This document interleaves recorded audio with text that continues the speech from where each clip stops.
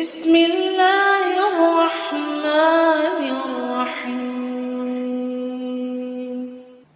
ألم تر كيف فعل ربك بأصحاب الفيل؟